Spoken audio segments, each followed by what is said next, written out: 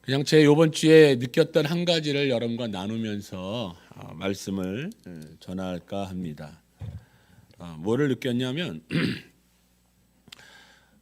뭐 아시는 분은 아시겠지만 이제 제가 교회에서 이렇게 일주일에 하루는 좀 밤을 지새우면서 이렇게 잠을 잡니다. 그 잠을 지새우고 또 물론 올 밤을 지새우지는 못합니다. 뭐 3시나 4시쯤에 잠시 잠을 들고 그리고 뭐 8시쯤 아니면 뭐 7시쯤 이렇게 일어나서 이제 집으로 가는데 요 나가서 딱 가다 보면 롯데마트 있는 쪽에서 햇살이 딱 비쳐요. 그런데 예전도 똑같이 그냥 어느 때나 받았던 햇살인데 그날만큼은 야, 이 햇살이 참 좋구나. 참 새롭다. 그러면서 든 것이 야, 속배야.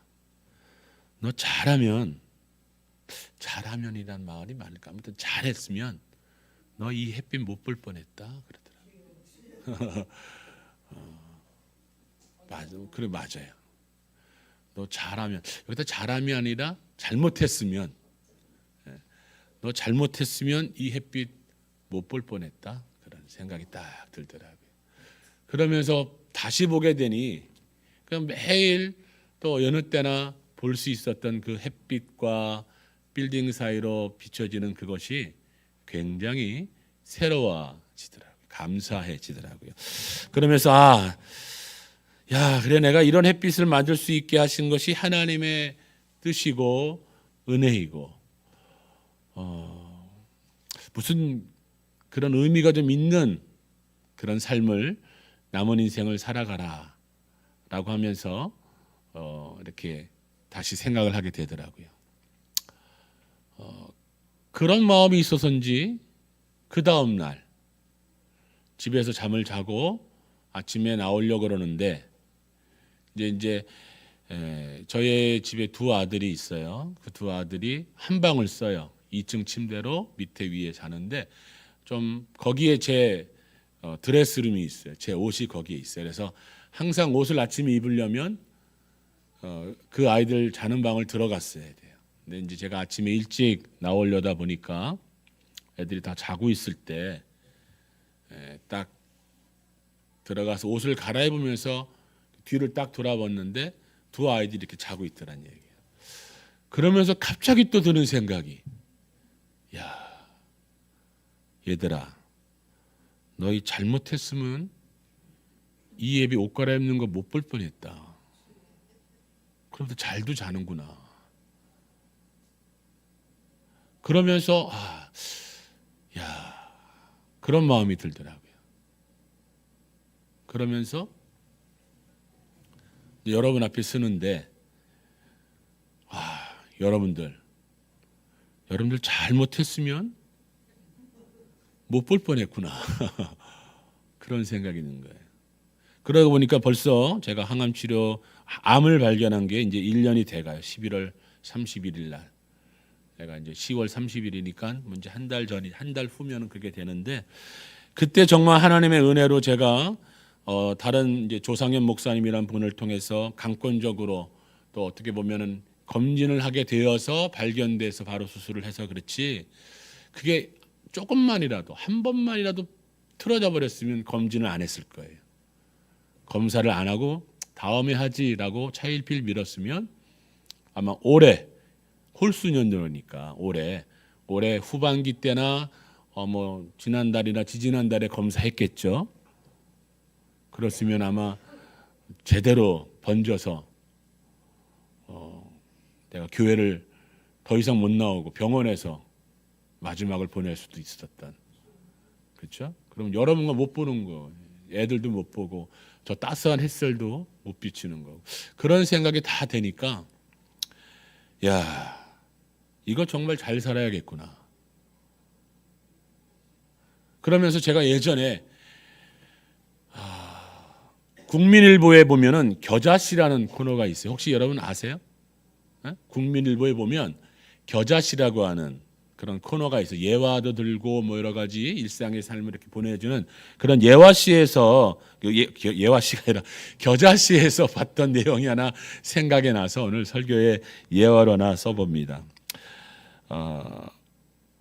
미국에서 진짜 있었던 이야기라고 해요. 겨자씨에 나오는 코너에 나오는 이야기인데 거기서 미국에 있었던 이야기입니다라고 시작되더라고요. 어른이 된 두 아들을 둔 어머니가 이제 생명의 수완이 다 돼서 임종을 하게 되었다고 해요. 그래서 그 어머니의 임종을 지켜보기 위해서 두 아들이 이제 왔습니다. 그러면서 그 어머니가 이제 내가 하나님께로 갈 때가 다 되었기에 두 아들에게 작별 키스를 해달라고 이렇게 요구를 했습니다. 그래서 순서대로 맏아들이 이렇게 와야 되는데 맏아들에게는 손짓을 잠깐 하고 막내 아들에게 먼저 키스를 해달라고, 굿바이 키스를 해달라고, 이별 키스를 해달라고 했어요. 그래서 키스를 하는데 엄마가 그 아들에게, 막내 아들에게는 굿나잇 하는 거예요. 여러분 이상하게 생각하지 마세요. 미국에 있었던 일이니까 잘 자란 얘기는 안 했겠죠. 굿나잇 하는 거예요. 그리고 나서 맏아들이 키스를 하는데 엄마가 맏아들에게는 굿바이라고 하는 거예요. 아들이 인사를 듣고 맏아들이 의아하게 생각하면서 엄마한테 물어봅니다. 엄마, 임종 중에 죄송하지만 왜 나에게는 굿바이 하셨어요? 왜 내 동생에게는 굿나잇 하셨나요? 그랬더니 어머니가 이런 얘기를 합니다. 네 막내 동생은 언제가 됐든 나와 다시 만나게 된단다. 나는 잠을 자기에 굿나잇 한 거야. 다시 만나니까. 근데 너는 내가 일생을 너에게 전도하고 복음을 전했고 너가 예수를 믿으라고 그렇게 최선을 다했건만 너는 끝내 예수 그리스도를 영접하지 않았더구나. 너는 여기서 보면 더 이상 못 보는구나. 그래서 너에게는 굿바이 한 거란다. 이 얘기를 들으니까 맏아들이 눈물을 막 흘리면서 엄마, 나 엄마를 다시 볼 거예요. 다시 보고 싶어요. 엄마 저에게 굿나잇 키스를 해주세요. 그렇게 했더라고요. 여러분, 제가 만약에 이 자리가 아니라 암투병을 하는 그 자리에서 좀 더 나아가서 마지막 순간에 여러분을 불러서 사랑하는 성도 여러분 10여 년 동안 저와 함께 목향을 하고 저와 함께 교회를 해주셔서 교회 생활해 주셔서 감사합니다. 이제 저는 하나님의 부르심을 가지고 갑니다. 여러분과 함께 작별 인사를 하고 싶습니다. 또 봅시다. 이런 인사를 할까요? 아니면 안녕히 가세요. 이런 인사를 하게 될까요? 간절히 소망하는 것은 또 봅시다. 다시 만납시다. 굿나잇 이란 인사를 하고 싶습니다. 그러기 위해서는 우리는 우리의 신앙을 지켜야 합니다. 그러기 위해서는 우리에게 주신 하나님의 명령을 지켜나가야 합니다. 그러기 위해서는 우리의 이 믿음을 굳게 지키며 살아가야겠죠. 그래서 우리는 항상 이렇게 인사했으면 좋겠어요. 굿바이 하지 말고 굿나잇. 밤이나 낮이나. 오늘 우리 집에 갈 때 혹시 다 이렇게 인사해요? 미국식으로. 굿바이 하지 말고 뭐예요? 굿나잇. 굿나잇 합시다. 굿나잇. 오늘 우리는 우주교 세 번째 목장 모임 또 세 번째 지난 주간을 보내면서 전도에 대해서 전도자의 삶에 대해서 묵상을 해보았습니다. 결론적으로 전도는 지상 명령입니다. 여러분 믿으십니까? 여러분 전도를 지상 명령으로 여러분 받고 있습니까? 이 지상명령을 우리가 이행하지 않으면 우리 주변에 있는 모든 사람들은 우리와 함께 헤어질 때에 굿바이를 하게 됩니다. 여러분 주변에 아무리 사랑하는 사람이 있어도, 여러분이 아무리 사랑하는 사람이 있어도 그 사람이 우리의 전도함을 통하여, 복음을 전함을 통하여 예수 그리스도를 믿지 아니하면 우리는 언젠가 이 땅에서 저들과 함께 굿바이를 할 수밖에 없습니다. 그러나 우리가 예수 그리스도를 지상의 명령이요, 성도들의 평생의 사명이요, 소명임을 믿고 예수 그리스도를 끊임없이 전한다면 그 영혼들이 예수 그리스도를 구주로 영접함으로 말미암아 우리는 그들과 함께 다시 만날 소망을 가지게 되는 것입니다. 저는 100이면 100, 열이면 열. 저는 여태까지 목사로서 수많은 장례를 집례해 왔습니다. 그 집례 때 저는 고민하지 않습니다. 무엇을 고민하지 않을까요? 어떤 설교를 해야 될지, 어떤 말씀을 전해야 될지 고민하지 않습니다. 왜요? 그냥 정확하게 나와 있기 때문에. 장례 설교는 아주 정확하게 명확하게 나와 있습니다. 어떤 설교를 해야 됩니까? 부활에 대한 설교입니다. 나는 부활이요 생명이니 나를 믿는 자는 죽어도 살겠고 무릇 살아서 나를 믿는 자는 영원히 죽지 아니하리라. 이 말씀이 장례의 예배, 그 예배의 말씀은 더 중요한 말씀이 없습니다. 나는 그 말씀을 선포합니다. 나는 부활이요 생명이니 나를 믿는 자는 죽어도 살겠고 무릇 살아서 나를 믿는 자는 영원히 죽지 아니하리라. 이 말씀을 여러분 믿으십니까? 이 부활의 소망을 저와 여러분은 가지고 있는데 우리 주변을 돌아보십시오. 우리 주변을 돌아보면 이 부활의 소망을 가지지 못한 자가 의외로 많다고 하는 것입니다. 의외로 이 부활의 소망을 가지지 못하고 현실에 답답함을 느끼며 어려움을 느끼며 살아가는 사람들이 우리 주변에 얼마나 많은지 모릅니다. 여러분들이 한 주간 묵상을 통해서 이 말씀을 읽어봤을 것입니다. 사도행전 1장 8절입니다. 오직 성령이 너에게 임하시면 너희가 권능을 받고 예루살렘과 온 유대와 사마리아와 땅끝까지 이르러 내 증인이 되리라. 여러분, 전도가 지상명령이요, 우리의 사명이요, 우리의 소명인 이유가 바로 이 말씀에 들어 있습니다. 오직 성령이 너에게 임하시면 너희가 권능을 받고 예루살렘과 유대와 사마리아 땅끝까지 이르러 내 증인이 되리라고 하는 이 말씀은 예수님이 승천하시기 전에 하신 말씀이에요.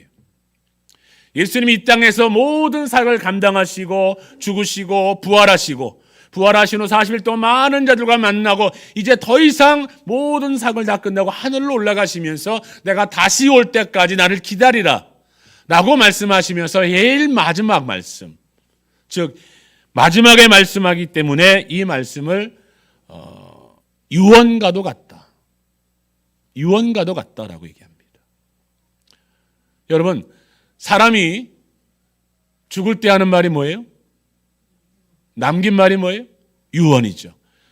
그런데 우리 모든 사람들은 이 사람이 마지막 남기는 이 유언을 굉장히 엄중하게 받아들여요.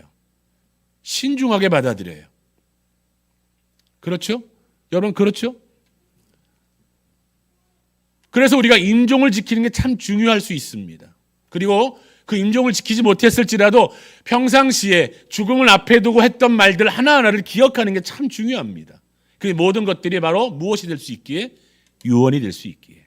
그래서 우리는 그 유언이 내 뜻과 내 생각과는 전혀 맞지 않고 이건 아닌데 라고 했을지라도 그 유언 한마디로 인해서 우리는 그 유언을 한 그 부모님이든 누구든 그 유언을 존중하고 존경하고 그 말씀을 엄중히 받아들이는 겁니다.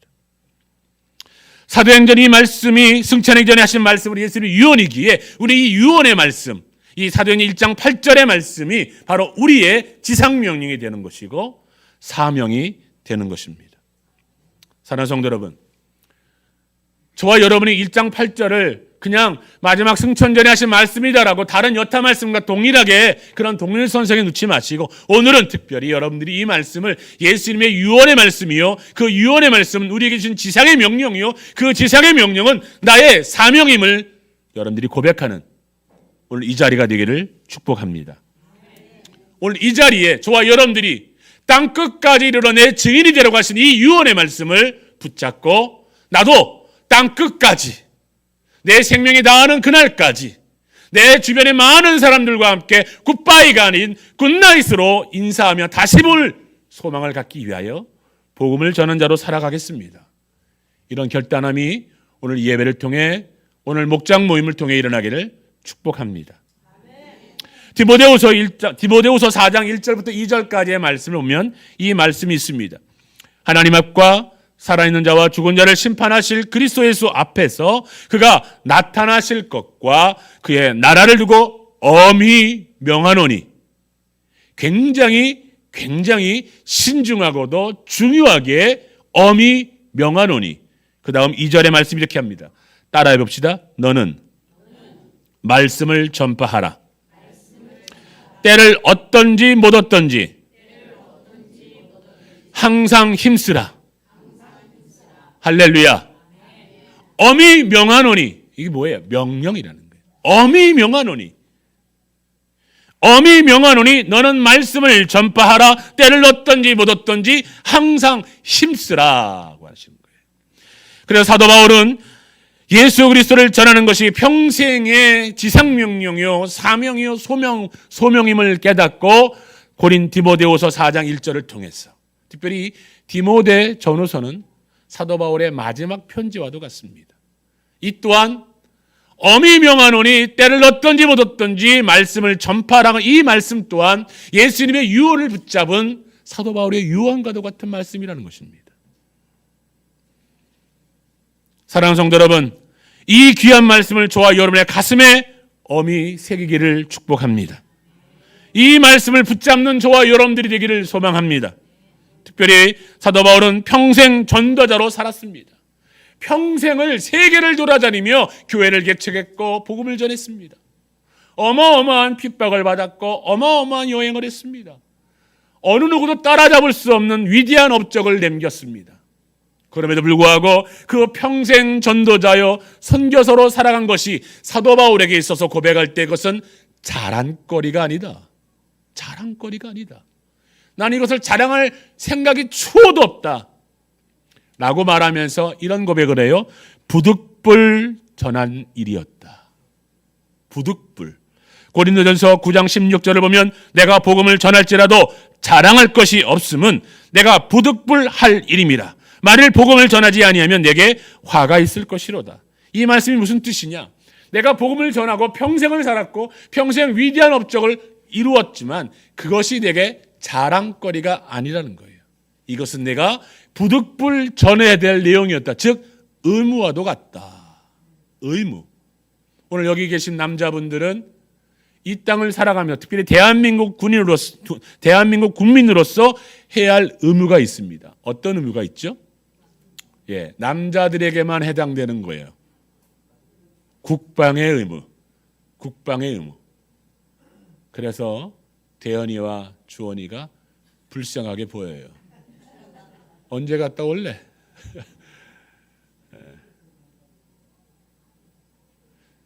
또 의무가 있죠. 납세의 의무. 이건 모든 국민들에게 해당되는. 자, 국방의 의무를 남자가 안 했다. 국민이 납세의 의무를 하지 않았다. 그러면 어떻게 됩니까? 남자는 지명수배가 돼요. 벌금도 내요. 또 국민은 세금을 내지 않으면 어떻게 됩니까? 빨간 딱지를 받게 돼요. 즉 불이익이 생긴다는 거예요. 오늘 사도 바울이 내가 부득불, 내가 전할 것이다. 내가 복음을 자랑할 것, 복음은 내가 부득불 의무적으로 전할 것이다. 만일 내가 복음을 전하지 않으면 내게 뭐가 미친다고요? 화가 있을 것이다라는 것입니다. 오늘 저와 여러분이 지상 명령이요 사명이요 소명인 이 예수 그리스도를 전하는 이 복음의 증인된 삶을 살아갈 때에 우리가 의무를 다해서 부득불 행할 일뿐 아니라 이것을 하지 않을 때 무엇이 미친다고요? 화가 미치게 된다라는 거예요. 그러고 보니 저는 여러분들의 모습을 보면서 이런 모습을 보게 됩니다. 여기 계신 분들이 누군가로부터 복음을 부득불 전해받았구나, 그런 생각이 드는 거예요. 여기 모태신앙 한번 손을 들어보세요. 모태신앙. 그렇죠. 예, 모태신앙. 이 모태신앙은 누구에게 부득불 전달받은 거예요? 예? 그렇죠. 부모님에게. 그러면 중간에 내가 예수를 믿었다, 내가 중간에 교회를 나오게 됐다 하시는 분들은 누군가에 의해 아마 여러분들에게 전도한 사람이 있을 거예요. 그 전도한 사람이 있기에 지금 여러분들은 여기서 서로를 보면서 굿나잇 할 수 있는 거예요. 다시 봅시다라고 할 수 있는 거예요. 죽음 앞에서 겁을 내지 않는 거예요. 그렇다면 우리가 받은 것으로만 만족해야 할까요? 우리가 지난주에 무엇이 되자고 했습니까? 훈련자가 되자고 했습니다. 이 훈련자가 되자고 할 때 왜 훈련자가 되는 겁니까? 우리가 받은 은혜를 수혜자에서 무엇이 되기 위해서?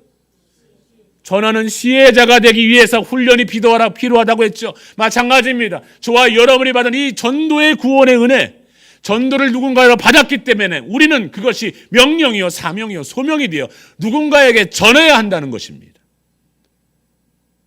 누군가에게 전해야 되는 여러분들의 소망, 소명, 의무, 그리고 명령이 되어지기를 축복합니다.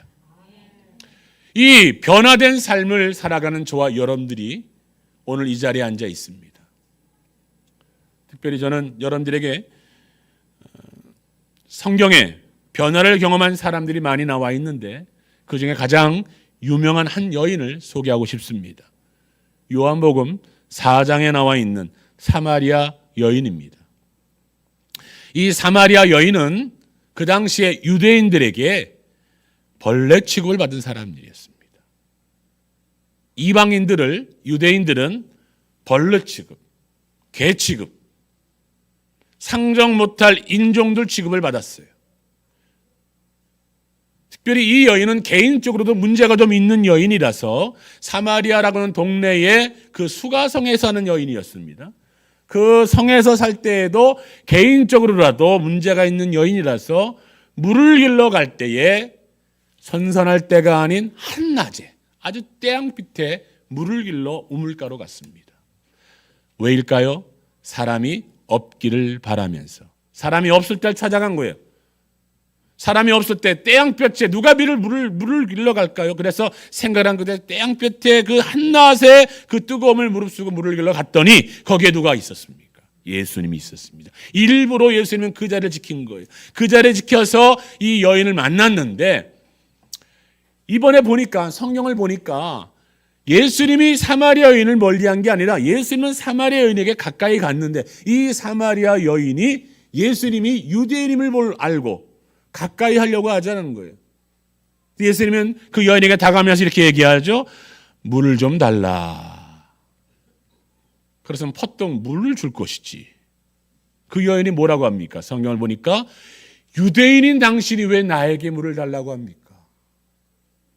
이렇게 거리감을 두는, 완전히 정말 경계의 경계를 하는 그런 여인이었습니다. 상처가 많은 여인이었습니다. 고민이 많은 여인이었습니다. 그런데 예수님이 내게 물을 달라고 하는 자가 누구인지 알았으면 너는 내게 물을 달라고 했을 것이다. 그러면서 이어지는 이야기 속에 그 여인은 자기와 대화하는 이 유대인이 단순한 유대인이 아니라 이 세상의 메시아임을 깨닫게 됩니다. 그래서 이 여인이 예수님을 바라보는 호칭이 틀려요. 처음에는 아까 말씀드렸죠. 예수님을 바라볼 때 뭐라고 불렀습니까? 유대인이다. 유대인이다. 그러면서 내가 생수에 대한 이야기를 하자 예배에 대해서 얘기가 꺼냅니다. 그래서 예배를 우리는 여기서 드리라고 하고 당신들은 예루살렘에 드리라고 하는데 어디서 드려야 됩니까? 라고 물어보면서 그 이야기를 통해 이 여인이 예배에 대한 생각이 변화되어서 이제는 예수님을 무엇이라 부르냐? 선지자로 부릅니다. 그러다가 내 남편을 데려오라는 말씀 속에 아이고 나는 남편이 없습니다 라고 고백할 때 내 말이 맞다. 너는 5명의 남편이 있었으나 지금 있는 남편도 내 남편이 아니다. 그 여인의 가장 폐부 속에 감추고 싶어 했던, 사람들을 피하려고 했던 자신의 치부를 드러내면서 위로하고 그 마음에 성령의 충만함을 주자 그 여인의 고백이 바뀝니다. 무엇로요? 메시아로. 변화의 삶을 이 여인이 경험하기 시작하는 거예요. 복음을 들으면서 예수님을 만남으로 말미암아, 예수님을 영접함으로 말미암아, 그래서 그가 생계를 위해, 생명을 위해 물을 뜰러갔던 물병이조차 버려두고 자신을 핍박하고 자신을 천시하고 자신을 무시했던 사마리아 성 고을로 들어가 누가 왔으니 와 보라고 합니까? 메시아가 여기 있으니, 우리의 생명의 메시아가 여기 있으니 다들 와서 보라고 동네 사람들을 초청합니다. 이 변화 누구를 통해 있어진 겁니까? 예수 그리스도를 만남을 통해 있어진 것입니다. 여러분은 어떤 변화가 있습니까? 여러분 예수님 만나고 삶의 변화가 분명히 있는데 어떤 변화가 있습니까? 그 변화를 다시금 부여잡으십시오. 다시금 떠올리십시오. 그리고 그 변화를 일으키게 하신 예수 그리스도께 감사하며 그 구원의 감격과 변화의 감격을 마음속 충만히 살리고 그 은혜를 나누시는, 전하시는 저와 여러분 되기를 주의 이름으로 축복합니다. 그 결단이 오늘 예배를 통해, 목장 모임을 통해 일어나기를 축복합니다. 결단하십시오. 내가 복음을 전해야겠다. 내가 예수를 전해야겠다. 그러면서 한 영혼을 품는 저와 여러분 되기를 바랍니다. 그래서 예전에는 한 영혼을 품을 때 그 품은 사람을 뭐라고 고백하죠? 태신자를 품었다. 이제 여인들이 임신을 하여서 안에 태아를 품고 10개월을 지나지 않습니까? 그렇죠? 10개월 동안 품는 것처럼 내 안에 생명을 품고 그 태아를 위해 기도하는 것처럼 내 안에 영혼의 생명을 품고 그 영을 위해 기도하는, 그래서 품은 사람을 태신자라고 합니다. 그래서 저는 오늘 여러분들에게 이 종이 하나를 나눠드렸습니다. 태신자 작정 카드와 또 하나의 이런 그림이 있는 카드를 나누어 드렸습니다. 그림은 안 나눠주셨나? 그럼 이거는 목장 모임할 때 아마 여러분들이 나눠드릴 겁니다. 자, 이 태신자 작정 카드를 여러분들이 가지고 기억하시며 나아가시기 바랍니다. 특별히 태신자 작정 카드 밑에 보면 태신자 리스트라고 나와 있죠. 뭐라고 나와 있습니까? 어머니, 아버지, 남편, 아내, 아들, 딸, 며느리, 조카, 시아버지, 시어머니, 동서 등등등등. 여기서 예수 믿지 않는 사람, 내가 품어야 할 사람이 누구인가를 떠올려서 위에 1, 2, 3을 쓰는 거예요.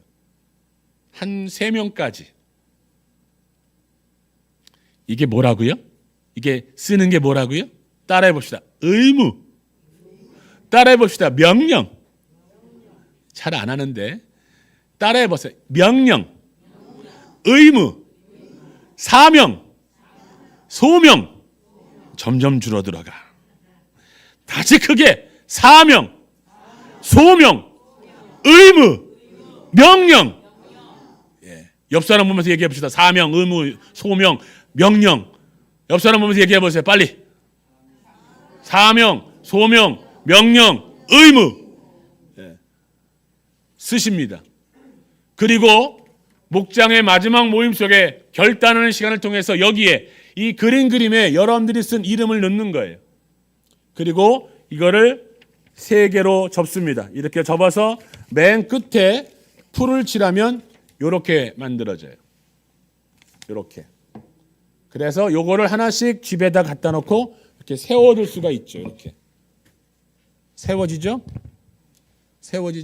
그래서 한 면을 보면서 교회의 생명의 문을 활짝 열라라고 하면서 품은 태신자 이름을 쭉 불러가면서 기도하고, 싹 돌려서 우리는 주의 열방교회입니다 해서 쫙 태신자 이름을 쫙 부르면서 기도하고, 한번 싹 돌려서 기도로 한삼을 품으라 쫙 보면서 기도하고.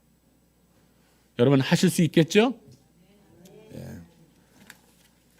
의무, 사명, 명령, 소명, 따라해 보세요. 의무, 사명, 소명, 명령 하실 수 있겠죠?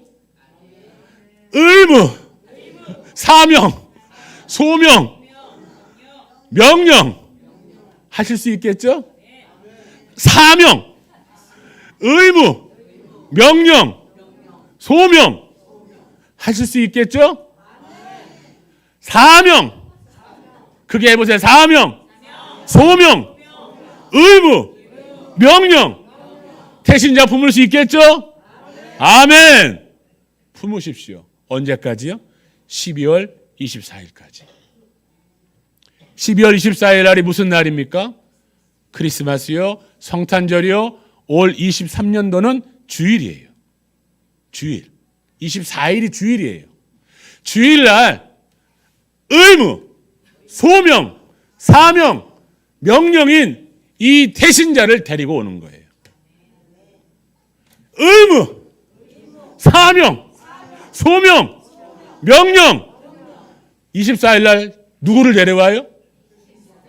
따라해보세요. 의무, 사명, 소명, 명령. 네, 오늘 하루 종일도 할 수 있어요. 며칠 날 데리고 들어온다고요?